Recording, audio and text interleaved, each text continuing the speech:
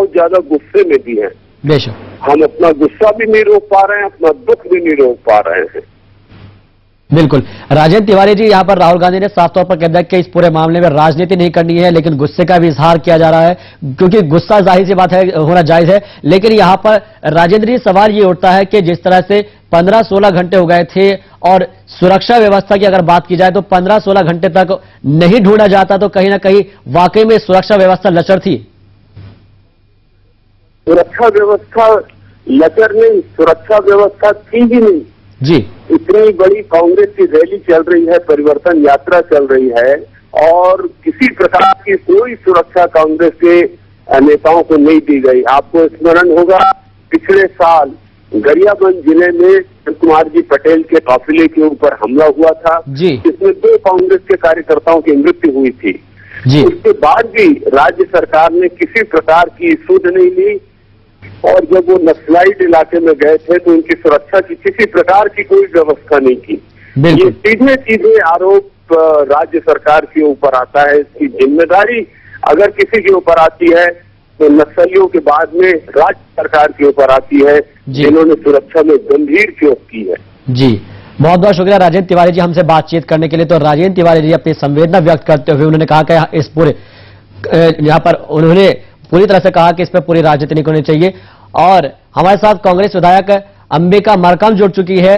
अंबिका मरकाम जी, बहुत दुखद घटना है और अब जिस तरह से जो खबर आ रही है वो यही है कि नंद कुमार पटेल की भी मौत हो चुकी है।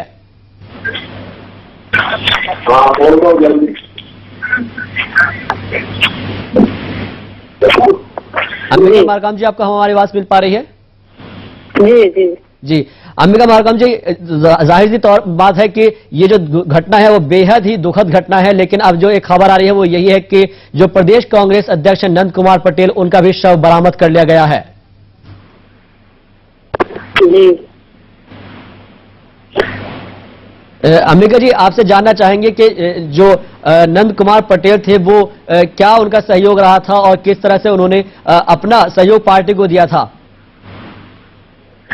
उन्होंने अपना घर परिवार छोड़ करके कांग्रेस पार्टी को सहयोग दिया था और हर जगह पे वो हर कांग्रेसी के साथ खड़े रहते थे। जी। और हम तो अभी इस स्थिति में कुछ बोल ही नहीं पा रहे हैं उनके बारे में। बिल्कुल। अंबिका जी, जिस तरह से यहाँ पर राहुल गांधी ने साफ तौर पर कह दिया है कि ये राजनीति करने का वक्त नहीं है, ये सिर्फ कार्यकर्ताओं को संभालने का वक्त है कि यहाँ पर वो एकजुट होकर खड़े रहे और हिम्मत के साथ खड़े रहे, तो कहीं ना कहीं राहुल गांधी भी इस चीज को समझते हैं कि काफी ये बेहद ही दुखद घटना है। जी, बहुत बेहद दुखद घटना है और इसकी भरपाई भी नहीं हो सकती, लेकिन ये साजिश के तहत हुआ है। जी। क्योंकि इतने दूरस्थ अंचल में उनकी यात्रा थी और कोई भी सुरक्षा नहीं थी, इसलिए ऐसी घटना हुई है। बिल्कुल। कहीं कहीं पे ये साजिश के तहत हुआ है, क्योंकि नंद कुमार पटेल जी की जो सक्रियता थी, कांग्रेस पार्टी को जो उन्होंने ऊपर उठाया जी, उसको लोग जो है बचा नहीं पा रहे थे। बिल्कुल। आज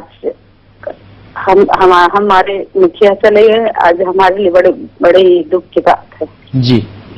अंबिका मरकाम जी, बहुत बहुत शुक्रिया हमसे बातचीत करने के लिए। तो संवेदनाएं व्यक्त की जा रही है नंद कुमार पटेल, जो कि जिन्होंने पार्टी को कहां से कहां पर पहुंचाया था, अब वो उनके बीच नहीं रहे, तो जाहिर सी बात है कि जो कांग्रेस के जो नेता है उनके अंदर भी शोक की लहर है, पूरे कांग्रेस में शोक की लहर है, क्योंकि जो एक नेता थे वो लगातार उनसे जुड़े हुए थे। और जिस तरह से हमने लगातार सबसे बात की, उनका यही कहना था कि काफी बड़े नेता थे और उनका जो योगदान था वो पार्टी के लिए काफी अहम था।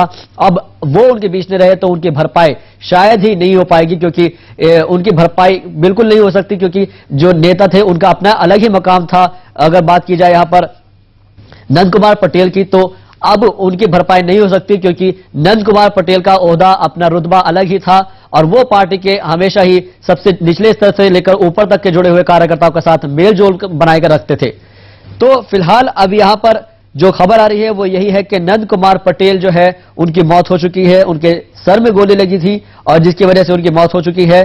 15 घंटे बाद उनका शव बरामद किया गया है।